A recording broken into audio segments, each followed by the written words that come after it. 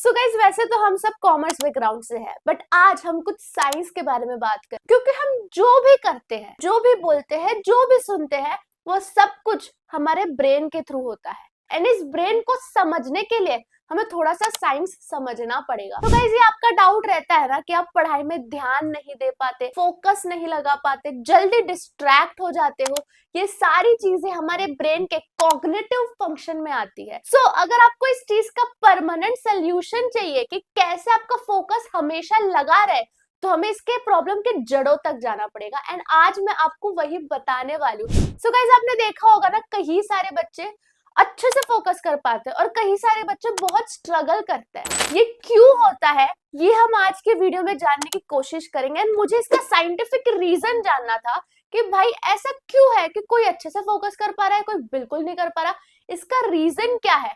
इसलिए मैंने स्टडी की, रिसर्च की ब्रेन के कॉग्निटिव फंक्शन पर, एंड मुझे जो मिला है वो आपको शॉक कर देगा। एंड वही मैं आज आपके साथ शेयर करने वाली हूँ। So yes friends, welcome back to my channel. This is Neha Patel and आज के वीडियो में हम जानने वाले हैं कि जो आपको डिस्ट्रैक्शन होती है, जो आप फोकस नहीं कर पाते, इसका क्या सोल्यूशन है। एक चीज तो मैं आपको श्योर बता सकती हूँ कि इस वीडियो के बाद आपका पढ़ाई पर ध्यान हमेशा बना रहेगा। सो गाइस देखो, ऐसा नहीं है कि आपको ध्यान देना नहीं आता या फोकस करना नहीं आता। आप अपनी कोई इंटरेस्टिंग एक्टिविटी के बारे में सोचो। समझो आपको क्रिकेट देखना पसंद है, तो आपका ऑटोमेटिकली वहां पे ध्यान जाता है, राइट। समझो आपको ड्राइंग करना पसंद है, आपका ऑटोमेटिकली वहां पे फोकस रहता है, राइट।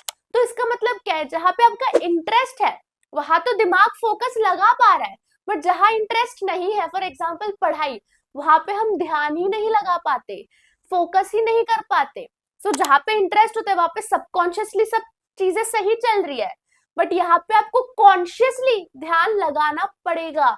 और वो कॉन्शियसली ध्यान कैसे लगाते हैं, ये हमें किसी ने सिखाया ही नहीं बचपन से, इसलिए हमें आता ही नहीं कि जो चीजें हमें नहीं पसंद उसमें हम ध्यान कैसे लगाएं। सो वही मैं आज आपको बताने वाली हूँ। तो गाइस देखो, कॉग्निटिव फंक्शन में 3 इंपॉर्टेंट बिल्डिंग ब्लॉक्स होते हैं।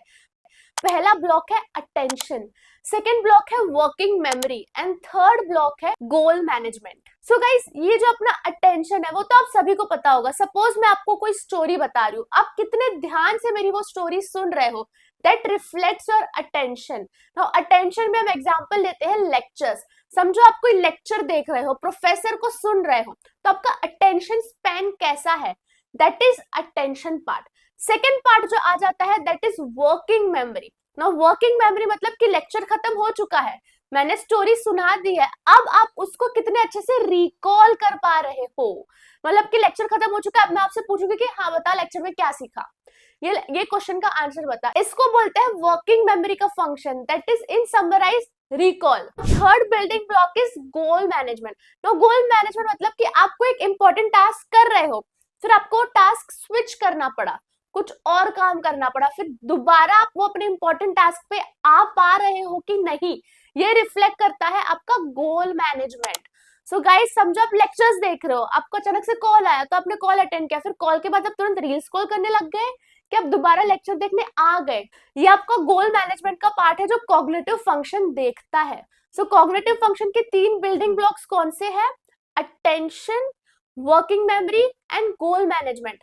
एंड सबसे इंटरेस्टिंग बात, ये तीनों इंटरकनेक्टेड है। आप लोग मेरे से बोलते हो ना गाइस कि हम लेक्चर्स देखते तो है बट उसको अच्छे से रिवाइज नहीं कर पाते, हम याद नहीं रख पाते। ये इसलिए होता है क्योंकि अटेंशन नहीं आपने प्रॉपर दी है।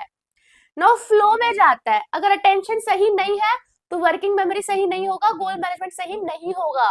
तो इसका मतलब आप क्या समझ रहे हो कि आपके केस में आपको सारा खेल लेक्चर पे अटेंशन देना है एंड बाकी सब चीजें अपने आप हो जाएगी, बाकी सब चीजें फ्लो करेगी। अगर आप लेक्चर देखते टाइम पे अटेंशन नहीं दिए हो, आप रिकॉल नहीं कर पाओगे, आप स्विच टास्क सही से नहीं कर पाओगे। सो गाइज आई होप यहाँ तक आपको थोड़ी बहुत बातें मेरी समझ में आ रही है कि मैं आपको क्या बताना चाह रही हूँ।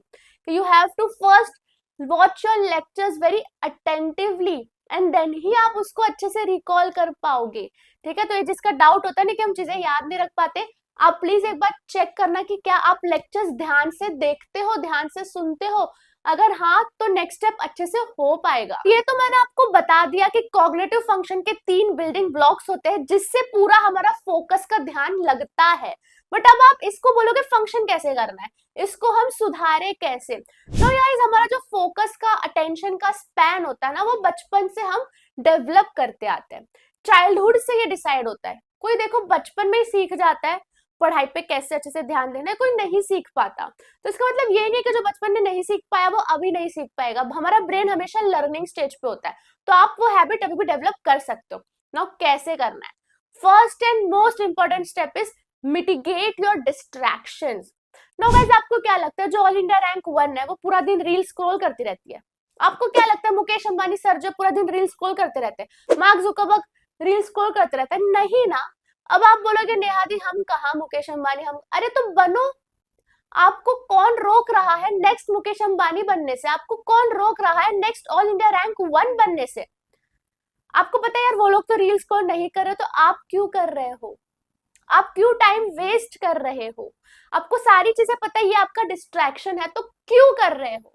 मैं एक चीज आपको बताऊंगी, जो भी आपके रूम में डिस्ट्रैक्शन वाली चीजें हैं इंक्लूडिंग योर मोबाइल, जब पढ़ने बैठते हो रूम से बाहर रखोगे, ऐसी जगह पे छुपा के रखोगे कि वो आपको मिले ही ना। बहुत ढूंढना पड़ेगा आपको। सब कुछ आपके पढ़ाई जब कर रहे हो सारी डिस्ट्रैक्शंस बाहर होनी चाहिए। एटलीस्ट एक्सटर्नल डिस्ट्रैक्शंस तो आप हटा ही सकते हो, तब आपको फोकस लग पाएगा। And second and most important चीज फोकस लगने में है गोल अलाइनमेंट। नाउ गाइस ऐसा स्टडी में पाया गया है कि जो लोग डेली बेसिस पे अपने आप को टास्क देते हैं ना, उनका फोकस ऑटोमेटिकली अच्छा होता है। तो आप में से कितने लोगों जो डेली अपने आप को गोल देते हो कि हाँ आज मुझे ये करना है, एक हफ्ते में ये खत्म हो जाना चाहिए, एक महीने में ये खत्म हो जाना चाहिए? जो लोग अपने आप को डेली बेसिस पे गोल देते हैं उनका ऑटोमेटिकली फोकस बना रहता है। और गोल कैसे देना है? डायरी मेंटेन करो। डायरी में लिखो कि आज मुझे ये पढ़ना है, आज मुझे सेकेंड चैप्टर कंप्लीट करना है, आज मुझे 2 लेक्चर्स देखने हैं, आज मुझे इसका नोट्स बनाना है। ये डायरी मेंटेन करो और सुबह उठ के टिक करना स्टार्ट कर दो कि हाँ ये काम हो गया टिक, ये काम हो गया टिक। रात को सोने से पहले वो डायरी देखो कि सारा काम हो चुका है ना। डायरी मेंटेन करना जरूरी है, स्टूडेंट को तो बिल्कुल ही जरूरी है, क्योंकि आप हॉपस्कॉच में सब कुछ भूल जाओगे। तो गोल अलाइनमेंट से आपका ऑटोमेटिकली फोकस लग जाएगा। लोगों को एक गलती लगती है कि यार हमने सारा डिस्ट्रैक्शन हटा तो दिया बट फिर भी पढ़ाई नहीं कर पा रहे। अरे गोल नहीं दोगे तो पढ़ोगे कैसे? अब हम इसके लॉन्ग टर्म सोल्यूशन पे आते हैं। नाउ गाइस आपको अगर परमानेंट बेसिस पे अपना फोकस का इशू सॉल्व करना है ना, तो माइंडफुलनेस प्रैक्टिस करो। Now what is mindfulness? Suppose आप कहीं बाहर गए हो, गार्डन में गए हो 1 घंटे के लिए, तो अपना फोन नहीं लेके जाना है, कुछ नहीं लेके जाना है, बस वहां बैठना है और चीजों को ऑब्जर्व करना है कि ये बच्चा खेल रहा है, ये बच्चा रो रहा है, आंटी वॉक कर रही है, यहाँ पे नई शॉप ओपन हुई है, यहाँ पे ये हो रहा है। It's just you're observing, you are in present moment.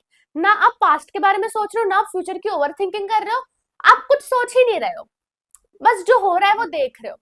इसको बोलते हैं mindfulness, to be in present moment. इसको ना डेली बेसिस पे 1 घंटा प्रैक्टिस करो। इससे ऑटोमेटिकली आपका फोकस का जो पावर है ना वो बढ़ जाएगा गाइस। एंड ऐसा कहा गया है कि बॉडी मूवमेंट से भी फोकस बढ़ता है। फॉर इंस्टेंस एक्सरसाइज इनकॉर्पोरेट करो अपने डेली रूटीन में। एक्सरसाइज भी करोगे तो अपने ब्रेन में जो कॉग्निटिव फंक्शन है उसमें ज्यादा एनर्जीज डेवलप होगी, जिससे ऑटोमेटिकली आपका फोकस बढ़ेगा। ऑल्सो गाइज अगर आप लोग बहुत ही ज्यादा स्टडी रिलेटेड प्रॉब्लम से गो थ्रू कर रहे हो, आपको नहीं समझ आ रहा, राइट गाइडेंस नहीं मिल रही, तो मेरा 1-on-1 मेंटोरशिप एनरोल करना मत भूलना, लिंक डिस्क्रिप्शन पर है। So yes guys that's it. I hope आपको ये वीडियो समझ में आया होगा कि आप फोकस क्यों नहीं कर पाते हो एंड क्या दिक्कत होती है एंड इसका सोल्यूशन क्या है, वो भी शायद आपको समझा होगा। इस वीडियो को जो समझ गया ना गाइस, वो फिर फोकस कर पाएगा, उसको पता होगा कि भाई कहाँ मेन प्रॉब्लम आ रही है और मुझे कहाँ सोल्यूशन ढूंढना है। सो और भी कुछ डाउट आपके माइंड में रह गया होगा तो प्लीज मुझे कमेंट सेक्शन पर बताना। हम मिलते हैं दूसरे वीडियो में guys. Bye, best of luck.